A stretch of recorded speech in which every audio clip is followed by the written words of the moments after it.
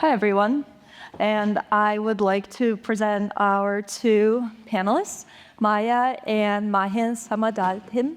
And Maya is a longtime nonprofit leader who works in learning and development. And Mahin is a senior vice president of experience AI growth at Publicis Sapient. And I will give you both each a chance to introduce yourself a little bit more detail and give a little bit more background about your work and your experience. Okay, sure. I'm Maya Samadani, and I'm most recently coming out of 11 years with International Rescue Committee, IRC. Some of you may be familiar, a large global nonprofit operating in 40-plus countries and 27 U.S. cities. I'm also a board member with Rise Alliance for Children, and I'm chair of the program committee. It was formerly called Worldwide Orphans, and we rebranded a couple of years ago to Rise Alliance for Children, and we're operating in 7 countries, working on programs for children who've experienced trauma to help them survive and thrive in their communities. Thanks, Maya. Yeah. So my name's Mahin. Lunch was great, and I was just delighted to see the doner kebab was there. It's well done, so perfect and thoughtful, on point and on brand.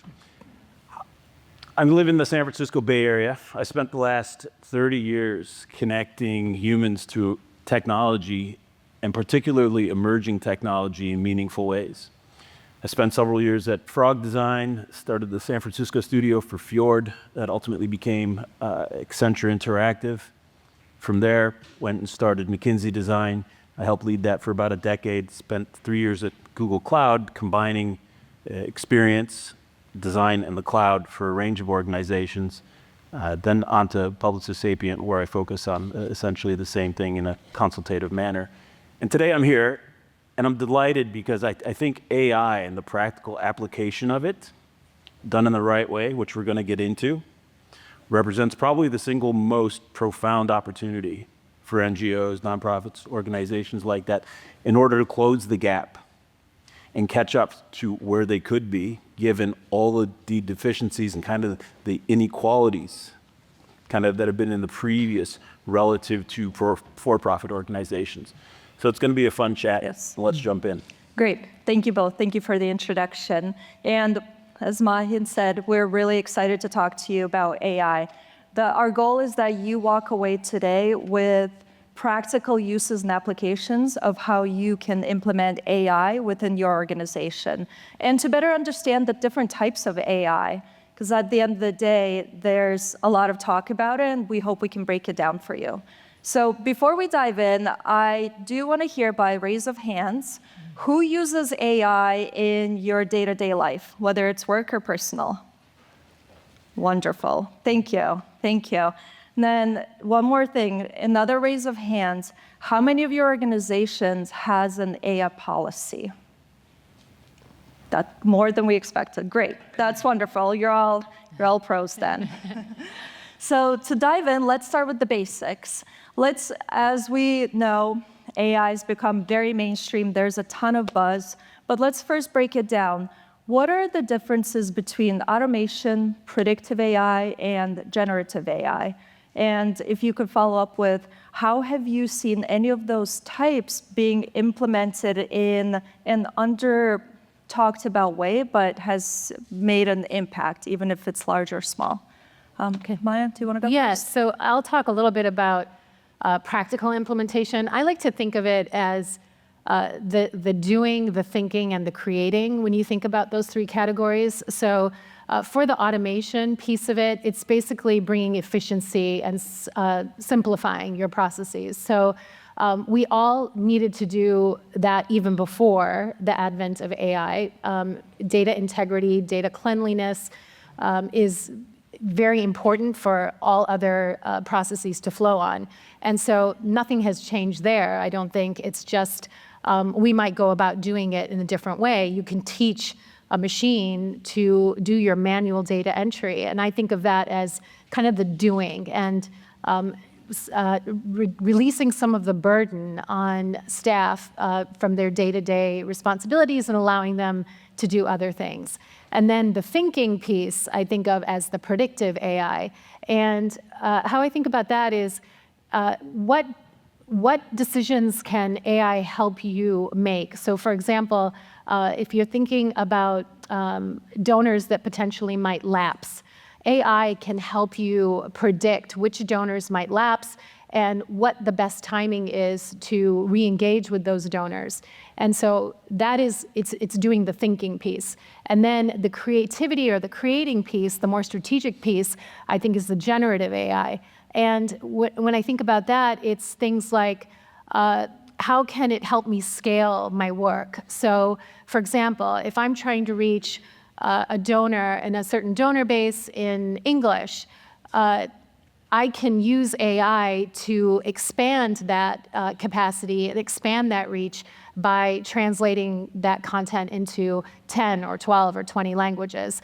And so it's able to help scale the work of one human being. And so in my head, I've been dividing it that way because I think it's sometimes hard to make sense of these different terms. And also, I think you have to layer them on top of each other. So getting the foundations right, the doing, the automation, and then layering on the predictive and the generative AI, I think is a good place to start.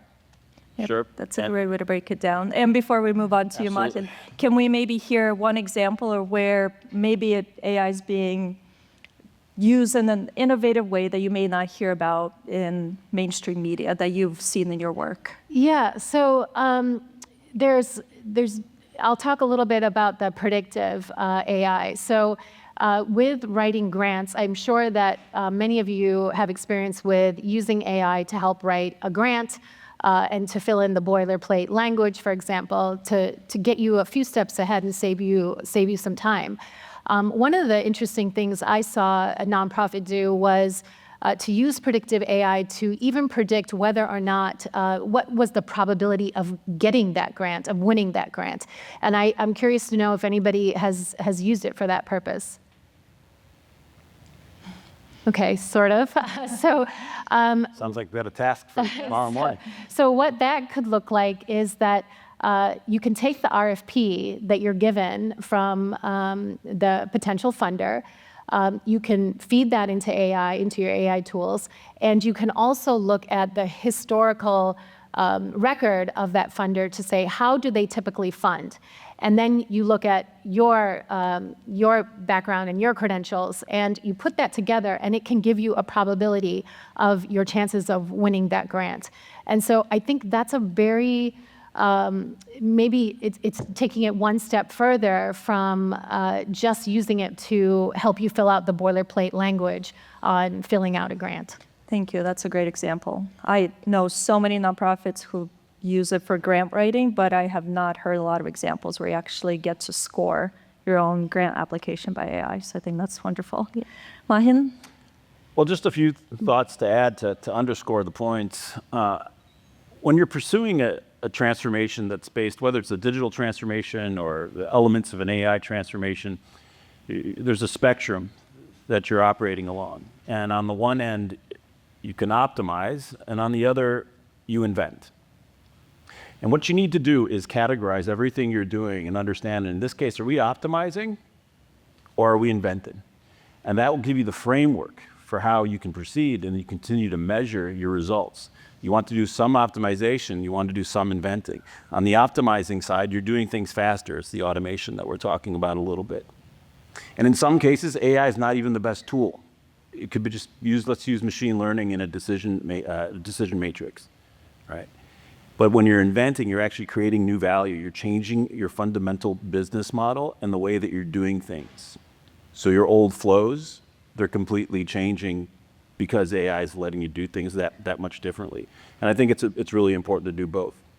Taken down to the individual level, so there's probably a lot of folks in this room that AI, and it's generally used quite similar to a search engine. It's if you're going to go do something, it's like, okay, let's just enter that same thing into AI, and now for a while we all lived with what I would call a prompt gap, where some people knew how to prompt it, some people didn't. People are getting better, and there's things we can talk about with regards to prompting to even improve you there.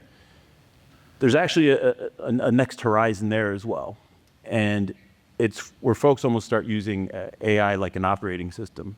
And Calvin, this morning, really made a great reference to this, and really it's integration of AI into your everyday.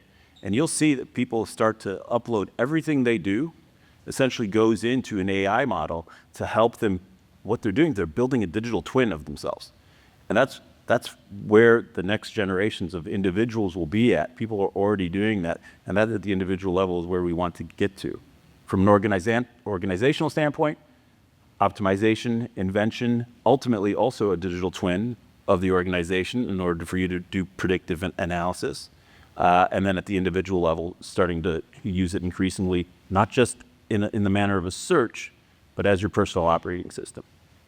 That's great, thank you. And do you have any examples you want to share of how AI may have been implemented in a simple way within work that you've been exposed to that folks here could do as well? Absolutely. So I think it's always important to set a North Star, which would tend to be around the invention standpoint. But the reality is, you've got to break it down into some optimization points. And sometimes you might just call those use cases. Oftentimes, organizations have a lot of materials, printed materials, documents to go through. AI can be particularly great at saying, show me the picture of that one car. So it's often in insurance right now, when they get large claims, that they have reams of documents, and they can say, show me the police report that is a picture of the building from the west side. And that's a very practical use of AI that gives that organization of approximately 20 to 30% boost in efficiency and productivity, which, by the way, would be the benchmark for any organization that implements tools on an ongoing basis to achieve about a 20 to 30% increase in productivity across the colleague base. Great, thank you. Thank you both. Okay, so we'll move to the next question. So let's talk about digital donor journeys and donor discovery. I think that's something we're all very familiar with. Customer journeys, whether it's donor or others, can have gotten very complex. And we all know you typically have to meet the donor where they are.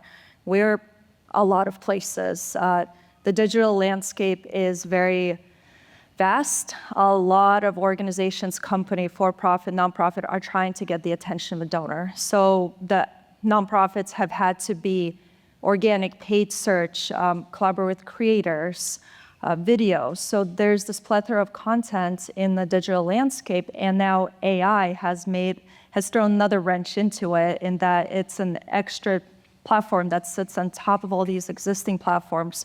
So NGOs and other organizations really have to think about how they're responding to this and how they can be discoverable. How are they storytelling in that they can find those donors and help them along the donor journey, so then they're converting. How have you seen the change, and how have you seen organizations respond to it? Yeah, so I'll just, again, start with an example at IRC.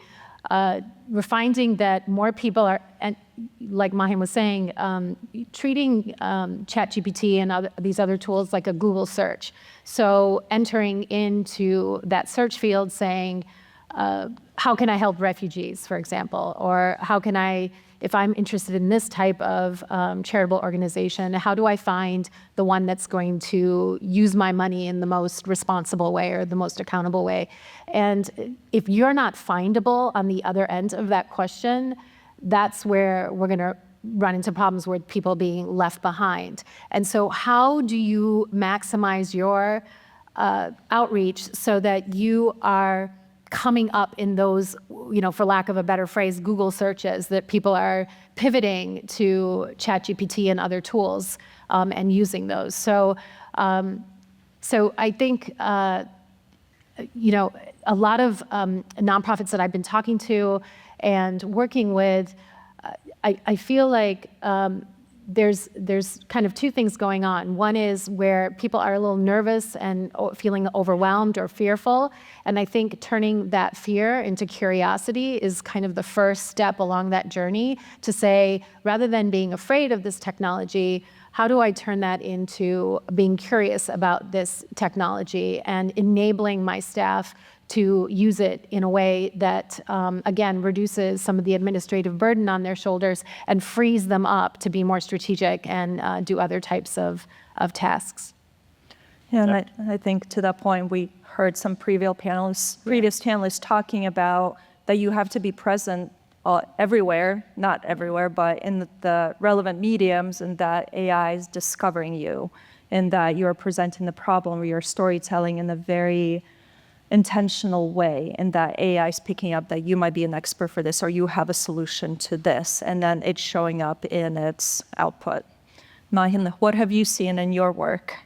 So I think that in the creation of any wonderful experience, the underlying understanding is a deep understanding of the journey that you want to take the folks on. And in the case of the donor experience and the donor journey, it's very important, and I would imagine most organizations have this well established, is a deep understanding of the personas and the folks that you want to be talking to, and who do you need to reach. And AI specifically can play incredibly well here by the creation of what you might call a synthetic user or a synthetic persona. Now, I wouldn't suggest that this would be your only source of truth by any means, but it helps to identify a little bit about the unmet needs and the context, because what's critical is this understanding of context. You can use quantitative, because kind of tells you where the smoke is, or the qualitative tells you where there's fire. Where there's smoke, there's fire, and you really need to understand what the fire is about. And AI will allow you to get deeper on understanding about that fire, so you can connect more deeply with these potential donors.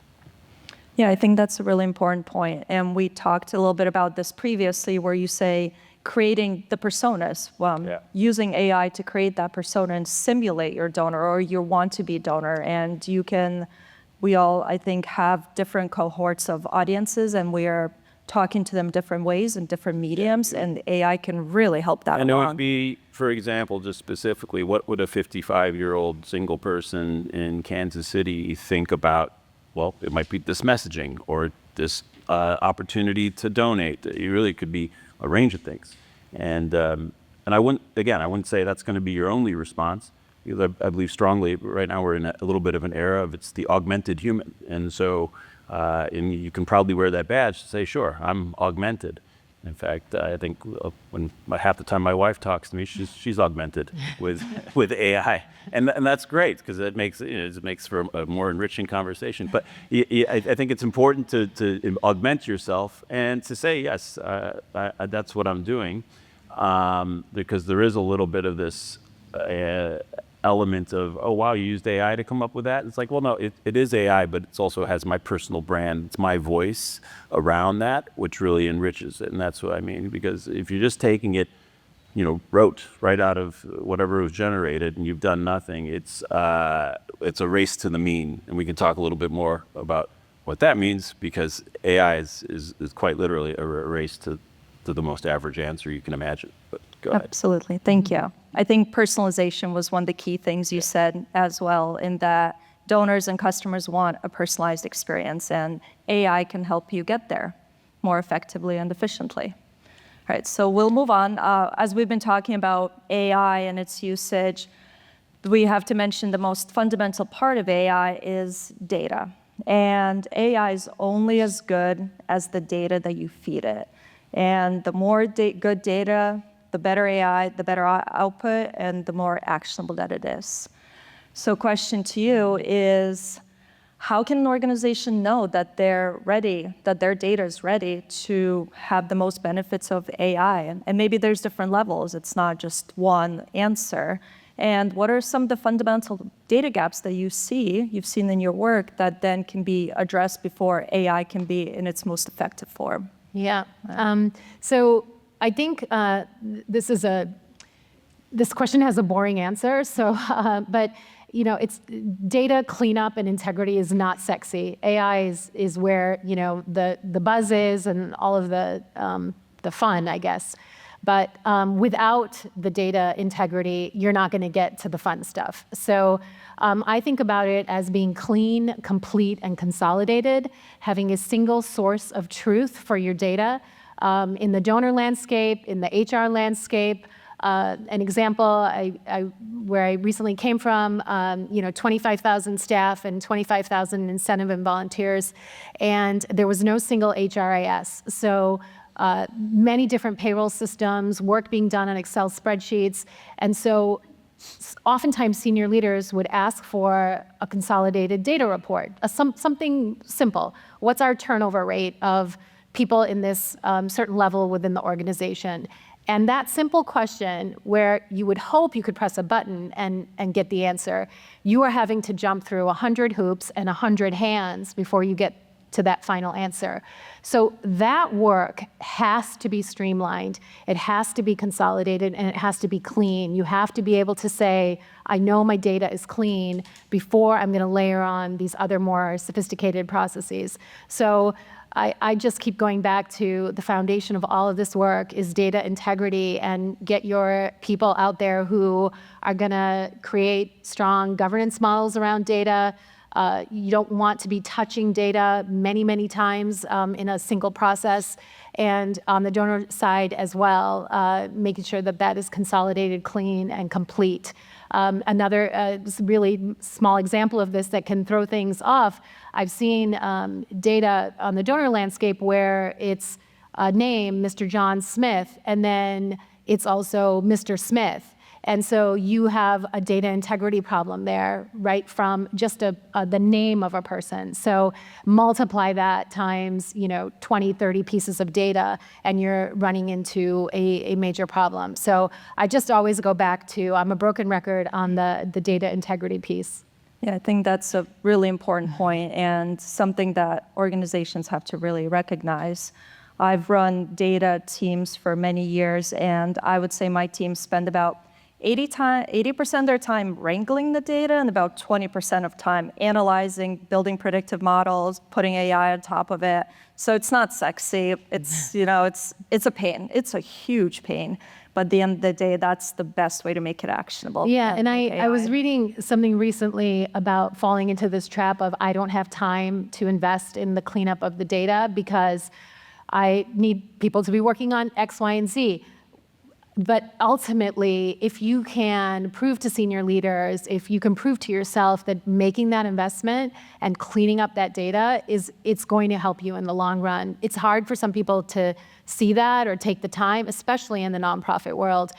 Historically, I think infrastructure and systems have fallen way behind programs and fundraising, and at least that's been in my experience. And somehow we have to have the two catch up to each other because they absolutely need to go hand in hand. Absolutely, thank you. Mahin, what are your thoughts on data with AI? Fully agree, and would only underscore that there's the metadata is also important. So the data about the data. So not only, let's just say you're talking about a building, the Taj Mahal, but it is a building. So what's the context around it? Because context is really, really important. But the other kind of big point about data, probably 25% of your organizations is sitting on a business that you don't even know you have that you can unleash with AI. And what that allows you to do is to build a data moat. There's unique aspects of your business, data that you have that no other business has, that you can extend LLMs with and create an augmented model that's proprietary to your business that you can then decide to license to others for revenue generation, fund generation, whatever it might be, or for use with your own internal business. A common example of this from the profit side of the world, company that knows all about building engines. And so they had a tremendous amount of data around engines, and so they built a specialized LLM, which is an AI model, all about making engines, and it's the best in the world. And now they're licensing it to other folks to say, well, hey, how do I make an engine like this or like that? So you can extend that to if you know about making buildings very, very cost effectively. People are doing it for elevators. People are doing it for plumbing. You've got to think about what is the data that we have that nobody else has, that we could create what I would call a data moat around, and we can create a new business opportunity for.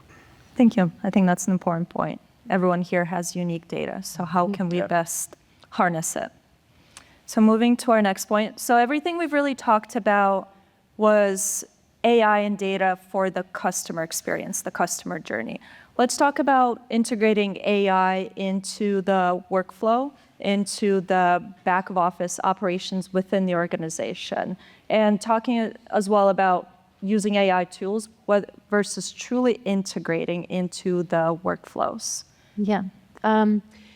So there's lots of different places to start, and I think one of the things I'm seeing from people is a little bit of analysis paralysis because you don't know where to start, or it just seems like I could start AIing my job descriptions, or I could use AI for recruiting in the recruiting process. And so all of these kind of back office operations, it's hard to know where do I start. Now, assuming you've got the data cleaned up, which we've already covered, I think it's so important to have a list of priorities and low-hanging fruit of what you want to try to tackle first.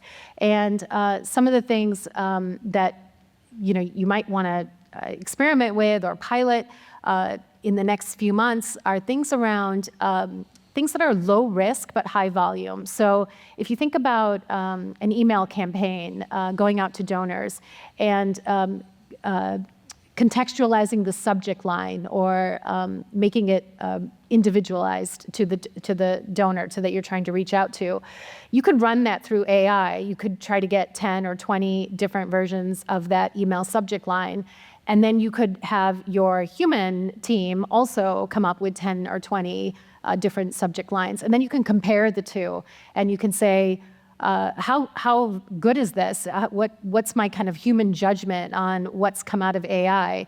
And what would I do? Which ones would I throw out? Which ones would I keep? And then same on the human-generated side. And in that way, you start to flex the muscle. And I think that's doing that and embedding that in the life cycle of the employees. So, whether it's a hackathon or show and tell or just showing someone how to use smart prompts. There's a great podcast out there by somebody from Dropbox. It's called, I'm not going to get the title exactly right, but it's How to Use Smart Prompts to Save You Hours.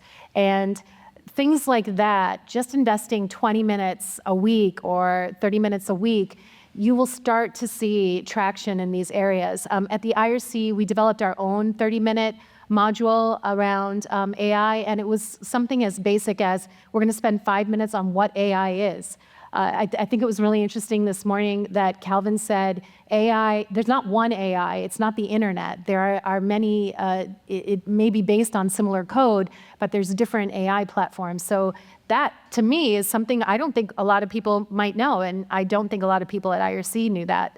So it's a very basic module with just the fundamentals, and I think you've got to bring people along on this journey because it's one thing to look externally. We also have to look internally and say, how are we building the skill and capacity of our team, and how are we making them not fearful of embracing some of the maybe simpler concepts around AI? Yeah, I think that's a really important point, and start with the low-hanging fruit. And I was recently at an AI summit on AI in rural communities, and they talked about how start with something that you're already doing, in that everyone's strapped for time. We all strapped for time and resources, and we don't have time to learn AI. But taking an existing workflow that you're already doing and optimizing with AI can be a really great way to start. And Mahin, what has been your experience, and what knowledge can you share? And at the beginning, I touched on the tremendous opportunity that AI represents, and this is one of the key areas, and that this will allow NGOs and nonprofits to close the gap on organizations that have been more sophisticated, particularly from a marketing operations standpoint. Now's the time to have the opportunity without a very expensive agency, a lot of production costs, we're right on the cusp of an era where marketing costs are going to be dropping tremendously for organizations that are well-versed, well-trained, well-governed, and attuned to using AI-based tools for their internal operations. Yeah, I think that's a really important point, and that using AI at organizations that might be more strapped for resources. Absolutely. It can make them more effective and more efficient, doing more with less, essentially. And leveling the playing field, yeah. Yeah, and I'll just add to that. I think there is a big movement around efficiency, cost cutting with AI. And I also think there's an opportunity to shift that mindset into capacity, building capacity for our teams. So moving away from staff reductions and this is just an efficiency exercise to, yes, we're going to gain some efficiencies, and also we're going to free up time. We're going to give people more interesting work to do because we've reduced the administrative burden on them. So things as simple as I would hazard a guess that nobody really loves doing performance reviews in this room, and it's probably one of the most hated processes in an HR process that is out there. And AI can help you generate a template and populate a performance review, and then you can do your human quality check on it. But think about reducing that time. Say you're spending 4 or 5 hours per performance review for your downward organization, streamlining that, and then allowing you to have more high quality conversations with your teams about what they want to do in their development areas. So I think that's a mindset shift that is an important one. Thank you. I think that's a really good point. As one of the panelists pointed out in prior session, she said it's about augmenting with AI, not eliminating. Yeah. And I think that's something a lot of our teams can take away. So last topic, it's AI governance. I'm sure all our favorite topic. So governance, guardrails, policy. I was surprised to see probably about 3/4 of people here, you have some form of AI policy. That's fantastic. And so as we think about that, especially for nonprofits, we've been discussing, it's more important. There's more accountability to your donors, to your audience. It's about balancing that AI personalization with human trust and making sure there's guardrails. How have you seen it done effectively, or the best that an organization can do, and what advice might you have for others? So this is an area that I have not seen that much progress. So I was surprised to see the hands in the room around AI policy and guardrails. A lot of organizations I've spoken to, and I did a poll, informal poll, with a number of former colleagues and current colleagues, and I'm finding that there's AI progress happening in pockets of the organization, but at the senior leader levels, sometimes there's not the agreement that we need to be investing time in this, and this is an area that I really want to put a lot of resource in. So I feel like maybe they're just not seeing the ROI on that yet. So I'm not seeing a lot of AI policy. I am seeing AI communities of practice, which are kind of growing organically in an organization and are kind of self-run by people who've got a strong interest in this and people who might be more sort of technologically minded. But I myself haven't seen a lot of AI policy. Yeah, I think we're all trying to catch up and do our best. Yes, and it might be, I'll go back again to the IRC example in the training. They do suggest, here are the tools that we use as an organization, here are the tools that we do not recommend using. So they have made a decision around that, and that it does go out to all 25,000 staff. So I guess in the absence of a policy, that's a policy. Thank you. And Mahin? I would just add that job one for all the folks that raised their hands were for the organizations that have the policy in place. I think task one is a mandate from the top down that, well, okay, now we have this policy in place. It better be being used day to day in at least something you're doing. We need to become an AI-centric organization, particularly if we've got the governance policies in place and we're ready to go. So pick a place to use it, and that becomes the new policy, really. Yep. Yes, thank you. And as previous panelists also discussed, it's balancing the trust, the humanity, the human judgment versus AI and most effectively utilizing. And part of it can also be disclosing when you are using it, something we talked about, previous panelists talked about. If you are using AI for video content generation, then disclose that, and I think your donors will appreciate it. And don't AI shame people that are using it. So we're almost out of time, and at this point, we'll take questions from the audience. Before we do that, quickly, from each of you, I'd love to hear how can an organization do an AI pilot in the next month that is efficient, effective, and may not take that many resources? Yeah, I mean, he's the AI expert, but I'll defer. I'll go to one example. I think I mentioned earlier on the email campaign.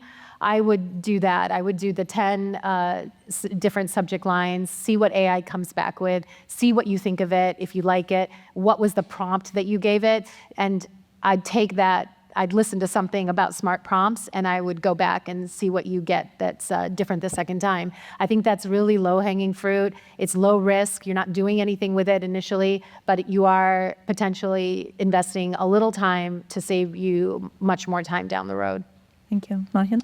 Sure. Well, this certainly isn't an endorsement or promotion for a particular product. I have to say that. But I would use, for those of you that use the Google suite of products, use Notebook LM and do a little pilot where you input all your documents regarding a particular topic and just see where it takes you. See what you get out of it. It can do a range of things. It can create a little chatbot for your team. It can make a little podcast and an audio overview. It does flashcards and summaries. You could do a bunch of things. It's pretty fascinating. And what's neat about it is it'll plant the seeds for invention, because you'll start to get some new ideas for things you could be doing. And that's how you go about it. Great. Thank you both. I think there was a lot of good discussion points. Are there any questions from the audience? We have some. Oh, sorry. Hi there, Heather Lee from the National MS Society. I appreciate the conversation around data integrity. We have our own challenges, as everyone does. I wanted to hear maybe some of your suggestions or cautions in actually applying AI to help support your data cleaning. Yeah, so I think I would start without the AI. I would make sure that the data is clean first, and that you've got those clean, consolidated, and complete data sets. And then you can teach AI to look at the manual entry of your data, and then it can replicate that for you. You do need to obviously keep an eye and quality check that. But once you start to get that confidence that it's replicating what you want it to replicate, then you're sort of off to the races. So I would say, making sure the data is clean first, and then having it learn your manual entry process, and then it will replicate that. Mahin, any advice? This is like laying the foundation for your house. And if something goes wrong, you're going to be living in a house that was built on a foundation that wasn't built quite right. So I would take the extra time to make sure it's done absolutely well with data architects coming in that are humans. And if they ultimately decide, like Maya's touching on, to yes, we can now be augmented, or we're far enough along that AI can take over, sure. But it's such a critical component that you wouldn't want to overlook it. Yeah, I think also something you could do is do an A/B test where you give AI a piece of data and you say, clean it in this way with a very long prompt. And then you have a human do the same thing, and then you look at the output, and then you teach it. Yeah. You missed this, this, and that. This is what the human did, and then it can reconcile the two. Yes. My name is Christoph. I represent Sound of Peace from Germany. Maya, very much second what you said about data integrity and also the need for data governance. I'm curious about both of your views about platforms such as Dust, and there are, of course, others that tap into multiple internal and external data sources and then allow you to build agents. Is that a way of actually getting stuck into AI relatively easily? And I'm curious if either of you have examples in the nonprofit world of this approach being fruitful and meaningful? I haven't seen it. Not in the nonprofit world, but if you want to talk about agents a little bit, just briefly, that is a critical horizon for nonprofits to also be pursuing. So if you think of kind of behind us in the world was search, and now we're kind of in this generative era, and now it's going to be agentic, and your organization will become a cognitive organization, and with agents that are communicating with other agents, and so there's going to be agentic experiences. And so you can imagine one of your donors has an agent that is out there looking for opportunities for them to purposefully contribute. That talks to your agent that's in your organization to help them figure out what level and what do they want to get involved with. And so that's a little bit on the horizon. I understand it can get quite abstract very quickly. Now, to back that out to today and your specific question, so that tool I'm not familiar with, but to the extent you can start to play around with agents, I think that's a very valuable experiment. We're going to be there soon, but I can't comment on the actual tool and how useful that one is. Well, that's all, unfortunately, we have time for, but I encourage you to talk to Maya and Mahin later today because they have a lot of experience and a lot of information. I'm sure they can give you a lot more advice. So thank you, Maya. Thank you, Mahin, for all the great wisdom we've imparted. Thank Wonderful. you. Thank you. Thank you.